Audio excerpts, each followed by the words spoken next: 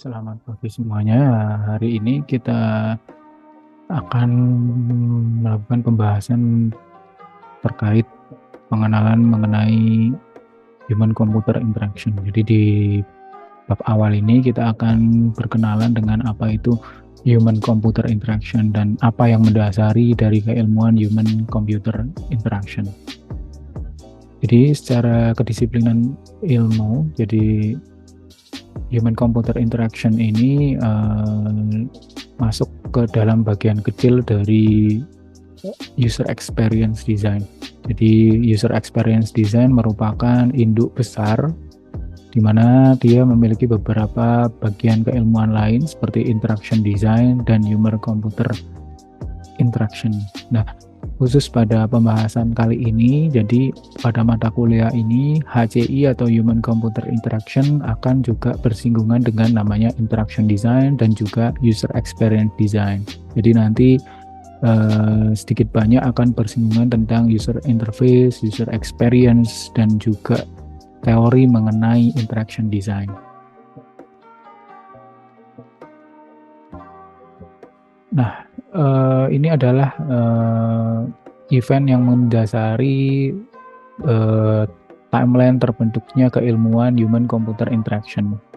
Bisa kita ketahui bahwa human computer interaction merupakan bagian dari ilmu computer science selain misalnya programming atau information system management. Jadi human computer interaction juga merupakan bagian dari keilmuan di computer science.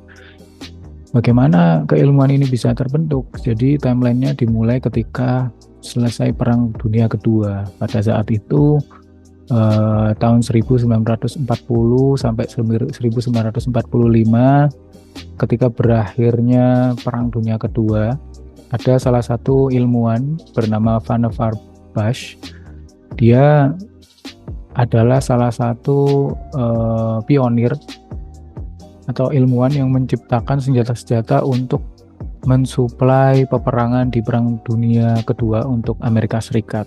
Nah, ketika perang sudah berakhir, Vannevar Bush dia berpikir apakah teknologi yang dia gunakan hanya untuk membunuh manusia atau untuk merusak dunia. Jadi dia itu berpikir lebih jauh bahwa teknologi-teknologi ciptaannya ini kemungkinan besar nanti bisa menolong umat manusia ya, tidak menghancurkan atau membunuh manusia. Nah, pemikiran beliau dipublikasikan dalam sebuah artikel bernama As We Meeting di Atlantic Monthly. Jadi As We Meeting itu seandainya kita berpikir lebih jauh, artinya mungkin seperti itu. Jadi seandainya nanti perang sudah berakhir, teknologi-teknologi ini atau pengetahuan-pengetahuan hasil dari yang sebelumnya digunakan di Perang Dunia Kedua itu bisa membantu manusia menuju ke era yang lebih baik, seperti itulah. Nah, tulisan dari Vannevar Bush ini kemudian mungkin menginspirasi ilmuwan-ilmuwan lain. Akhirnya tahun 60 muncullah penemuan yang terkait dengan HCI ya, Human Computer Interaction, yakni interaksi antara manusia dan komputer. Namanya Ivan Sutherland. Dia menciptakan namanya Sketchpad. Apa itu Sketchpad? Nanti kita jelaskan di slide selanjutnya. Kemudian ada Douglas Engelbart. Dia menemukan MOS yang sampai sekarang kita gunakan tahun 63 dan seterusnya sampailah pada tahun 1982 ini muncul sebuah komunitas namanya SIGCHI, SIGCHI atau ini komunitas mengenai Human Computer Interaction dibentuk. Sehingga ini saat itu mulai diakui bahwa salah satu keilmuan di bidang computer science adalah Human Computer Interaction. Karena human computer interaction ini berkaitan dengan erat dengan manusia, maka pada tahun 83 Kurt Moran dan Newell ini mempublikasikan terkait psikologi dari human computer interaction, karena memang jadi hubungan antara komputer dan manusia ini cukup rumit, sehingga karena mereka adalah dua entitas yang berbeda. Nah, untuk membantu hubungan ini menjadi semakin mudah, maka Ya ini, jadi para ilmuwan sengaja untuk mempelajari psikologi manusia ketika mereka berinteraksi dengan mesin. Seperti itu. Dan sampailah sekarang keilmuan HCI merupakan salah satu keilmuan yang cukup besar dan cukup ini ya berpengaruh terhadap penemuan-penemuan terbaru. Jadi ini adalah kilas balik cerita timeline yang tadi. Ketika Perang Dunia Kedua ada dorongan untuk mempelajari interaksi antara manusia dan mesin. Kenapa? Karena pada saat Perang Dunia Kedua itu banyak teknologi baru atau senjata baru yang digunakan oleh manusia, sehingga muncullah keilmuan mungkin interaksi antara manusia dan mesin. Mesinnya ini dalam arti senjata yang digunakan ketika Perang Kedua. Hal ini memunculkan gelombang minat dalam bidang peneliti dan terbentuknya namanya Ergonomics Research Society tahun 49. Jadi saat itu belum ada human computer interaction, baru antara mesin ya, mesin dalam hal sesungguhnya atau benda terhadap manusia. Alias ini berkaitan dengan keilmuan ergonomi. Nah, ini yang tadi saya jelaskan. Jadi As We Mighting adalah salah satu artikel yang ditulis oleh Vannevar Bush tahun 45. Jadi selama Perang Dunia II ternyata dia memimpin sekitar 6.000 ilmuwan Amerika dalam menerapkan ilmu untuk pengetahuan perang. Namun Bush ini menyadari bahwa ya tadi ilmu yang untuk perang nampaknya harusnya di masa depan itu bisa bertujuan yang lebih tinggi dan lebih manusiawi. Nah, ini yang saya jelaskan tadi. Jadi ini adalah perangkat pertama yang mengawali penemuan terkait human computer interaction. Jadi setelah komputer ditemukan itu masih belum ada bahasanya masih mesin sekali. Jadi interaksi antara manusia dan komputer itu sangat susah digapai. Muncullah salah satu penemuan dari Ivan Sutherland tahun 62 namanya Sketchpad. Ya, ini yang mendasari penemuan Ini yang mendasari device-device yang kita gunakan sekarang seperti Apple Pencil, stylus dan sebagainya. Jadi ini sebenarnya sudah ditemukan oleh si Ivan Sutherland tahun 62. Dia melakukan penemuan ini ketika melakukan disertasi di bidang teknik listrik di MIT. Nah, jadi si Ivan Sutherland ini dia memiliki ide agar komunikasi ke komputer tidak terbatas hanya lewat mengetik dan tulisan, sehingga dia menciptakan induk atau mboknya dari stylus yang kita gunakan hari ini ya, namanya adalah Sketchpad. Bentuknya seperti ini bisa kalian lihat, tapi ini sangat berbeda dengan stylus atau Apple Pencil yang kita gunakan saat ini karena dia menggunakan laser ya untuk bisa menuliskan atau menggambar sesuatu di layar. Selanjutnya ada penemuan dari George Engelbart tahun 63. Ini ya penemuan yang paling signifikan ya, karena sampai sehari ini mouse atau ide tentang mouse itu masih digunakan dan belum ada pengganti mouse yang cukup bisa menyaingi device mouse itu sendiri ya. Jadi penemunya orang ini tahun 63. Jadi mouse ditakdirkan untuk secara fundamental mengubah cara manusia berinteraksi dengan komputer. Jadi sudah tidak mengetik, tapi kita sudah bisa langsung menggunakan kursor untuk menggerakkan mengoperasikan komputer di layar. Nah, ini adalah salah satu studi ilmiah mengenai mouse yang dilakukan oleh yang dilakukan oleh tadi Engelbart dan kawan-kawan tahun 67. Ini dipublikasikan di IEEE Human Factors in Electronics. Jadi dia melakukan sebuah percobaan antara 1, 2, 3, 4, 5 device human computer interaction yang ditemukan pada saat itu. Yang pertama mouse ciptaannya sendiri, kemudian ada joystick. Joystick ini mirip dengan kalau kita main game dingdong itu kan ada yang kayak setirnya kayak persnelengnya mobil. Jadi itu disebut joystick. Kemudian ada namanya like pen ini sketchpad yang diciptakan oleh Ivan Sutherland tadi. Kemudian ada namanya Gravacon ini sebenarnya mirip dengan alat untuk Morse ya, tapi dia mungkin bisa digerak-gerakkan. Kemudian ada namanya knee control lever. Jadi ini sebenarnya kursornya itu digerakkan menggunakan lutut. Jadi ini lutut manusia, kemudian di sini kayak ada trackingnya gitu, jadi digerakkan. Nah, pada percobaan pertama ini mereka ingin membandingkan manakah device yang lebih baik untuk digunakan. Nah, dia melakukan sebuah eksperimen desain dengan 13 responden. Variabel X-nya adalah input method, yakni mouse, like pen, gravacon, joystick, dan knee control. Kemudian variable dependent-nya yakni task completion time, yakni access time plus motion time. Jadi ada ini ya, targetnya harus task time-nya yang paling task completion time-nya yang paling sedikit. Nah, tasknya apa saja? Tasknya adalah memencet spasi, kemudian melakukan pergerakan di device, klik target, memposisikan, dan lain sebagainya. Nah, hasilnya adalah seperti ini. Jadi pada tahap task completion time, ternyata yang paling bagus itu ternyata bukan mouse. Jadi yang paling bagus itu sebenarnya adalah ini ya, knee control dan like pen. Jadi dia yang memiliki ini ya apa, kecepatan untuk menyelesaikannya itu paling sedikit gitu ya. Jadi antara knee control dan like pen. Mouse malah yang nomor 3. Yang terakhir adalah si joystick. Tapi di percobaan kedua ketika terkait dengan error rate itu ternyata yang paling kecil error rate-nya dibandingkan dengan device-device yang lain itu ternyata mouse. Jadi yang lainnya itu ternyata sangat ini ya, sangat besar error rate-nya atau alias lebih besar daripada si mouse.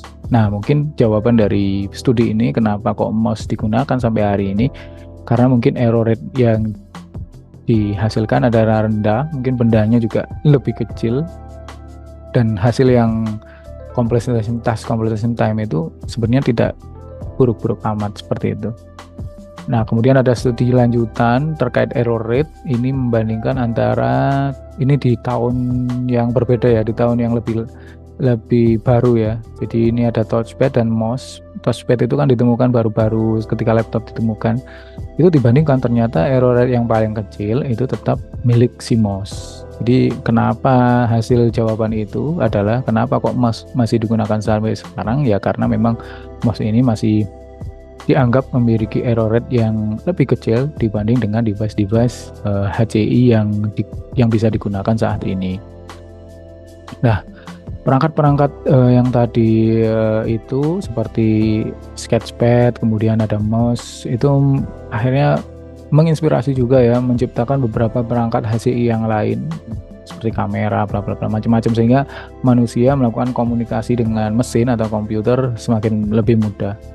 Nah, hari ini kita sudah bisa mengenal bahwa ada beberapa penemuan-penemuan interaksi manusia yang tidak hanya terbatas dengan menggerakkan device dan melihat, tapi kita juga bisa merasakan ya, dengan merasakan keadaan sesungguhnya, mendengar langsung itu, atau hanya dengan retina bisa menggerakkan mouse seperti punyanya Apple Vision Pro, kemudian ada Oculus, ada HoloLens, dan mungkin mouse juga berubah-ubah bentuknya, ada yang berbentuk vertikal, ada yang mouse dan sebagainya, macam-macam ya.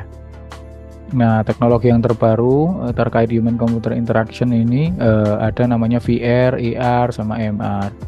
VR ini virtual reality, AR ini adalah augmented reality, MR ini adalah mixed reality. Ada lagi istilah dari Apple, dia tidak mau menggunakan istilah VR, AR, dan MR, dia menggunakan spatial computing. Jadi sebenarnya hampir mirip. Jadi kalau VR ini benar-benar lingkungan yang kita lihat itu virtual alias tidak nyata. Kalau AR dia adalah gabungan. Jadi kita meletakkan virtual yang atau sebuah virtual atau lingkungan yang tidak nyata, tapi kita gabungkan dengan realitas gitu ya. Nah, kalau MR ini sebenarnya hampir mirip dengan AR, cuman ini istilah yang digunakan oleh Microsoft untuk menjelaskan produknya yang terkait dengan HoloLens. Nah, ini adalah mixed reality yang diciptakan oleh Microsoft, namanya HoloLens. Kalau tidak salah ini di tahun 2016, tapi tidak populer alias tidak banyak orang yang menggunakan. Jadi Sebenarnya HoloLens ini cukup fenomenal ya karena dia sudah bisa melakukan proyeksi 3D manusia ya dalam bentuk animasi seperti ini. Jadi ini orang asli, kemudian dia melakukan video call dengan temannya. Nah, temannya dalam bentuk hologram. Sebenarnya ini sudah cukup menarik, tapi sayangnya produk ini tidak terlalu sukses di pasaran. Atau mungkin kita belum masuk ke era sana ya. Nah, ini adalah contoh dari penggunaan HoloLens alias AI plus mixed reality-nya.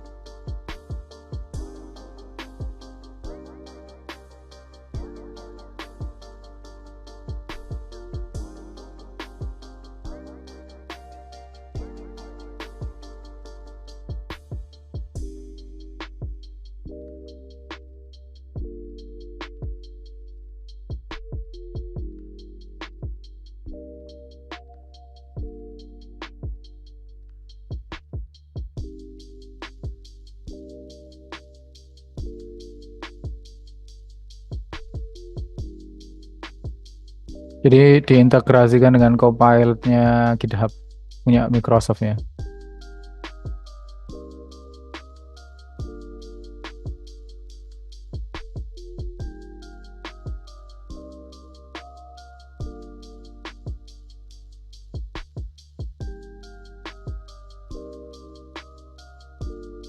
Jadi ini adalah sebuah benda yang bisa menciptakan pengalaman baru untuk berinteraksi dengan komputer dan AI ya. Jadi manusia mungkin tidak secara nyata tidak bisa melihat visualisasi dari apa yang ada di komputer secara langsung. Jadi ini dibantu dengan teknologi yang namanya MR tadi, HoloLens, sehingga dia bisa misalnya dia berkolaborasi untuk merangkai kabel misalnya, dan nanti instruksinya langsung ke bendanya seperti itu. Cukup menarik. Selanjutnya ada Meta, ini juga ciptaan dari Facebook, namanya Meta Quest. Ini memang benar-benar VR sih.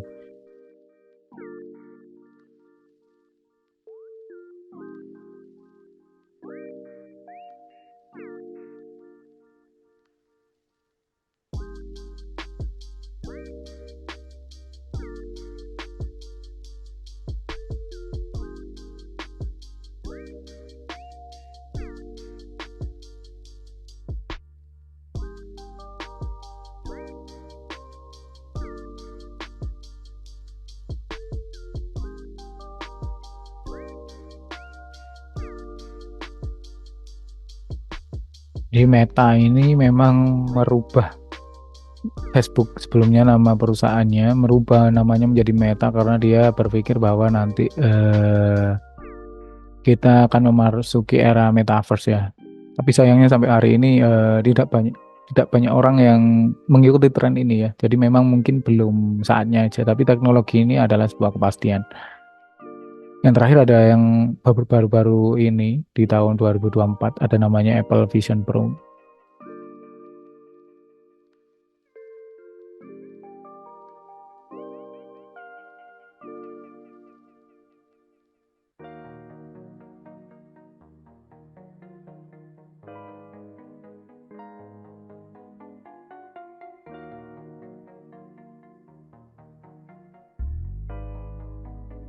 Jadi Apple Vision Pro ini menggarap alatnya ini dengan sungguh-sungguh ya. Jadi interaksinya tidak hanya tergantung dengan tangan, tapi dia ternyata bisa menggerakkan mouse atau apa ya, itu kursor ya, sorry, menggerakkan kursor di virtual reality-nya menggunakan retina mata. Jadi bisa tek-tek kemudian ngeklik bla bla bla.